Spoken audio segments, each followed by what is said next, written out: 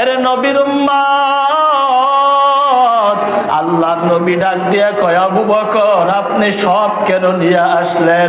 নবী পোটলাটা খুলিয়া দেখে একটা সুই পর্যন্ত আছে। এবার নবী বলেন, রে আবু বকর আপনি কেন সব আল্লাহর রাস্তায় দিয়ে দিলেন জানতে চাই। আবু বকর কেঁদে কেঁদে বলে, ওগো পয়গম্বর,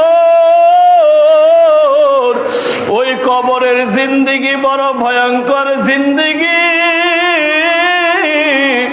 কবরের আযাবকে ভয় করি নবী, ওই ফুলসিরাতকে ভয় করি গো পয়গম্বর,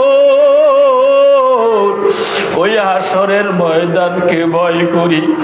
আপনি যখন বয়ান করেন ওই জাহান্নামের বয়ান, আমি আবু বকর সহ্য করতে পারি না। আমি আবু বকরের বড় ভয়, ঘরের মাঝে যাইয়া আমি আবু বকর শান্তি তো ঘুমাইতে পারি না। এর নবীর উম্মত, যে যত বেশি আল্লাহর রাস্তায় দান করবা তার নামটাই আগে আসবে। আবু বকর বলেন, পয়গম্বর আপনি যখন হাসরের ময়দানের কথা বলেন, মিজানের পাল্লার কথা বলেন, আমি এমন ভয় পাই।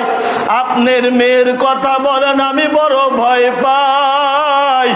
ফাতেমার থেকে যখন কবরের মধ্যে রাখা হলো, এবার সাহাবীরা বলতেছে, ফাতেমার কবর সাবধান, এটা নবীর মেয়ে ফাতেমা, বেয়াদবি করিও না, বেয়াদবি করিও না। ওই কবর ডাক দিয়া বলে, ও নবীর সাহাবীরা শুনো, আমি নবীর ফাতেমা, নবীর মেয়ে ফাতেমা কেও চিনি না, আমি নবীর ছেলে কেও চিনি না, আমি কবর বড় ভয়ঙ্কর। যারা আমার কাছে আমল নিয়ে আসবে তাদের জন্য আমি বড় জান্নাতের বাগান। ওগো পয়গম্বর, এই কথা যখন আমি আবু বকর শুনেছি, আমি আবু বকরের ঘুম নাই। ওই হাসরের ময়দানের ভয়ের কথা যখন আমি শুনেছি, আমার ঘুম নাই। ওই হাসরের ময়দানের দিন আল্লাহ কহারিয়াতের সিফত ধারণ করবে। আল্লাহ কহারিয়াতের সিফত ধারণ করিয়া বলবে, লিমানিল মুলকুল ইয়াউম লিল্লাহিল ওয়াহিদুল কাহ্হার। আমি আল্লাহ আজকে রাগান্বিত হয়ে গেলাম। কই ও গুনাহগারা, আমার সামনে আয়।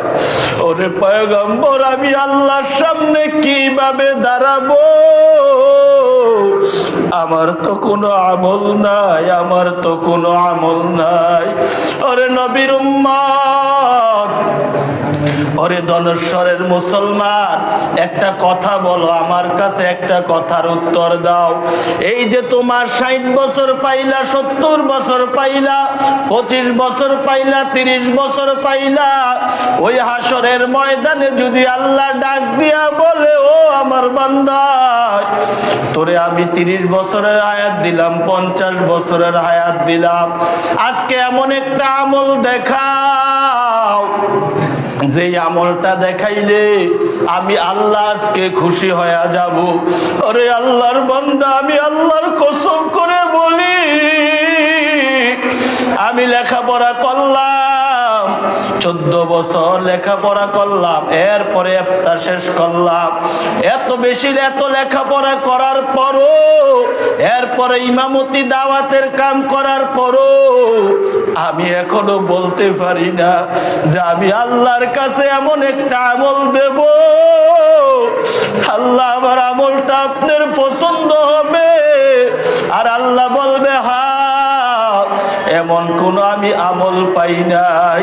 এরে ভাই, এই জন্য আখিরাতের সম্পদ অর্জন করার জন্য ওই কবর কবরের সম্পদ অর্জন করার জন্য আল্লাহর কাছে কাঁদো। আল্লাহর নবী বলেন একটা খেজুর হইয়া হলো জাহান্নাম থেকে বাঁচাও। এরে নবীর উম্মত, আখিরাতের মাঝে আবু বকরকে আল্লাহ ডাক দিবেন। আবু বকরকে ডাক দেওয়ার পর আল্লাহর গোসা কমে যাবে।